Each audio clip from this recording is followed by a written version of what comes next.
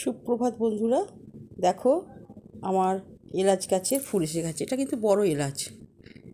আমি একদিন কুড়ি দেখিয়েছিলাম, সেই মাত্র কুড়ি সম্পূর্ণ বের হয়নি, কিন্তু কুড়ির বের হওয়ার মতো অবস্থা হয়েছিল। সেই অবস্থায় একটা ভিডিও করে দেখিয়েছিলাম।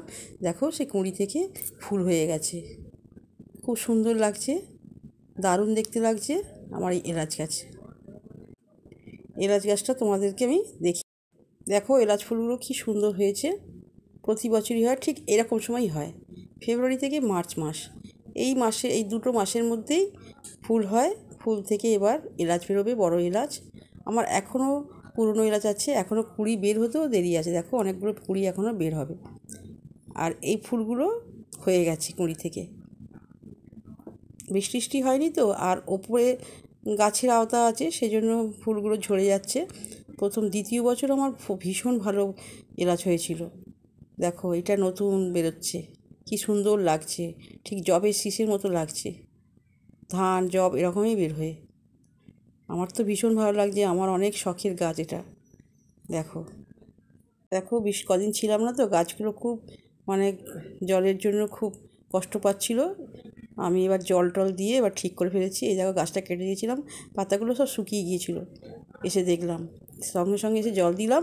জল দেওয়ার ফলে গাছগুলো একটু টাটকা হয়েছে। আর এই আগাছাগুলো ঠিক থাকবেই, আগাছা না থাকলে গাছ হয় না। দেখতে পাচ্ছি ঠিক জড়িয়ে উঠে পড়েছে। যাকে আমি আমার ছোট্ট বাগিচা তোমাদের আমি ঘুরিয়ে দেখিয়ে দিলাম। আমি কতদিন ছিলাম না, সেই জন্য গাছগুলো খুব কষ্ট পাচ্ছিল। আর বাড়িতে এসেই আমি আগে গাছে জল দিলাম, তারপর প্রচুর পাতা পড়েছে। দেখো এলাচ গাছটা তো প্রচুর পাতা পড়েছে, আমি ওপর থেকে খালি ছাড়ি। হ্যাঁ, আর এই দেখো ঝেড়ে ঝেড়ে দিচ্ছি, পাতা ভীষণ পড়েছে ভেতরে ভেতরে। পাতাগুলো না ঝাড়লে হবে না, দেখতে খুব বাজে লাগছে। ঝেড়ে দিচ্ছি, এই যে বাস ঝরঝর করে পড়ছে। দেখো যত শত্রুতা এই গাছটার ওপর, কে ভেঙে দিচ্ছে। হ্যাঁ, আর ওপরে বড় বড় গাছ আছে, গাছের পাতাগুলো পড়ছে। যাকে এখন তো আমার অনেক কাজ আছে, তবু আমি এলাচ গাছটাকে আমি তোমাদের খুব সুন্দর করে দেখিয়ে দিলাম। আর এই এলাচ গাছে আমাকে একটু জল দিতে হবে, ফুলগুলোতে জল দিলে তবে সতেজ খুব লাগবে, টাটকা লাগবে। সেজন্য আমি একটু জল দিয়ে দেবো পরে ভাবছি। এখন একটু গাছটাকে আমি পাতাগুলো ছেড়ে দিচ্ছি, পরে আবার পরিষ্কার করে দেবো। দেখো এলাচের দানা তো সবেতেই দরকার লাগে, বলো, সব তরকারিতে সবেতেই। আর এই বড় এলাচ পান দিয়ে খেতে খুব ভালো লাগে। বন্ধুরা, তোমাদের যদি কারোর দরকার হয় না, আমার কে চলে আসবে, হ্যাঁ, আর কমেন্ট করবে, আমি ঠিক পাঠিয়ে দেবো। ঠিকানা দেবে। ওই দেখো টিকটিকি পড়লো, শুনতে পেয়েছো কিনা জানি না। ঠিক আছে, এই যে জবা ফুল গাছগুলো একটু সতেজ হয়েছে জল দেওয়ার পর। যেন আমি এসে দেখলাম যেন সব নেতিয়ে আছে, জল দাও জল দাও এরকম বলছে। হ্যাঁ, সেই জন্য আমি জল দিয়ে দিলাম, দিয়ে এখন একটু সতেজ করেছি।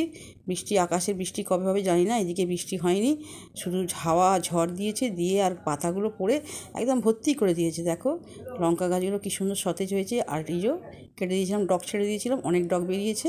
টমেটো গাছগুলো ফের সতেজ হয়েছে। দেখো লঙ্কা গাছগুলো কী সুন্দর সতেজ হয়েছে।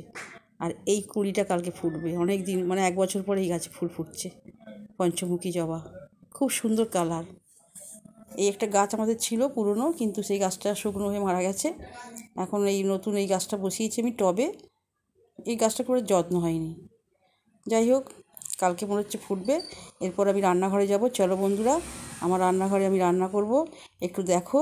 আমি রান্নাঘরে যা আছে এই কি শাক টাক করবো আর কি। সামান্য অর্ডিনারি খুবই রান্না করি আমি।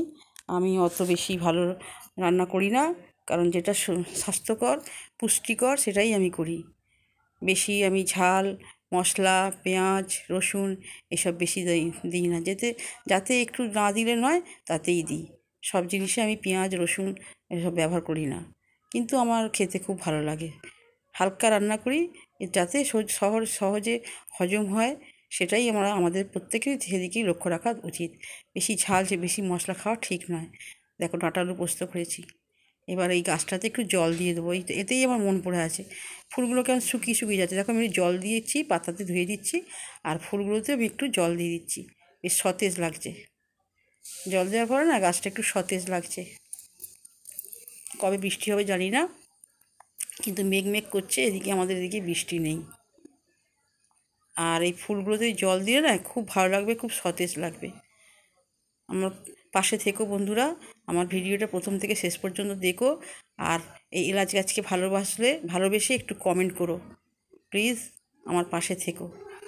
এই যে গাছে জল দিয়ে কুড়ি দেখো কি সুন্দর বেরোচ্ছে। এরপর আমি চলে যাব, দেখো প্রচুর পরিশ্রম হয়েছে আজকে, দেখো কাচাকুচি করেছি, প্রচুর কাচাকুচি করেছি, ছাদ ভর্তি মেরে দিয়েছি।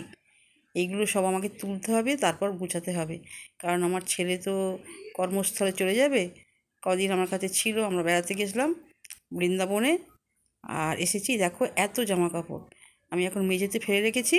তারপর আমি আস্তে আস্তে গুছিয়ে দেবো, ওর ব্যাগের মধ্যে ঢুকিয়ে দেবো। তারপর তো অন্য কাজ, এই একটা চিন্তা আছে আমার মাথার মধ্যে, কখন আমি ব্যাগ গুছোবো।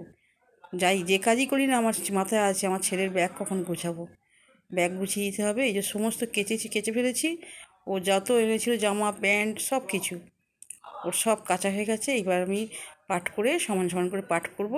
ইস্ত্রি করি না, কারণ ইস্ত্রি করতে গেলে অনেক সময় যাবে, আর আমাদের বাড়ির কর্তারও ইস্ত্রি পছন্দ নয়। যদি কোনো দুর্ঘটনা ঘটে সে পই পই করে বলে না ইস্ত্রি হবে না, আমি বলি ইস্ত্রি কি হবে না, ইস্ত্রি হবে না। হ্যাঁ, যাকগে আমি হাতের সাহায্যে সমান সমান করে দিলাম, বেশ একদম সুন্দর করে ইস্ত্রির মতো করেই আমি গুছিয়ে জামা প্যান্টগুলো গুছিয়ে দিচ্ছি। কারণ জামাটা তো ভাঁজ পড়ে যাবে না, হাত দিয়ে সুন্দর করে টান টান করে একদম গুছিয়ে দেবো। গুছিয়ে দিলে মনে হবে যেন ইস্ত্রিই হয়েছে। সেজন্য আর মানে বাড়িতেই সব কিছু করি, কিন্তু স্ত্রীকে ভীষণ ভয়। এই যে একটা রাধে রাধে জামা কিনেছি বৃন্দাবন থেকে, এটাও দিয়ে দিলাম, দিয়ে আর ব্যাগটা আমি চেনটা এঁটে দেবো। দেখো ও তো কিছু করবে না, আমাকেই সব করতে হবে। যাকে মা তো আমি না, আমার তো সব দিকেই আমার দৃষ্টি মন প্রাণ পড়ে থাকে সন্তানের জন্য। সব মায়েরই, শুধু আমার কেন, সব মায়েরই তাই সন্তানের দিকে তার মন প্রাণ পড়ে থাকে। যাই হোক, দেখো এইবার বিকাল হয়ে গেছে, আর একবার আমি তোমাদের এই গাছটাকে দেখিয়ে দিলাম। হ্যাঁ, দেখিয়ে দিয়ে আর আর কি বলবো, তোমরা ভালো থাকবে, সুস্থ থাকবে, আনন্দে কাটাবে। আমি আর বেশি ভিডিওটা বড় করব না।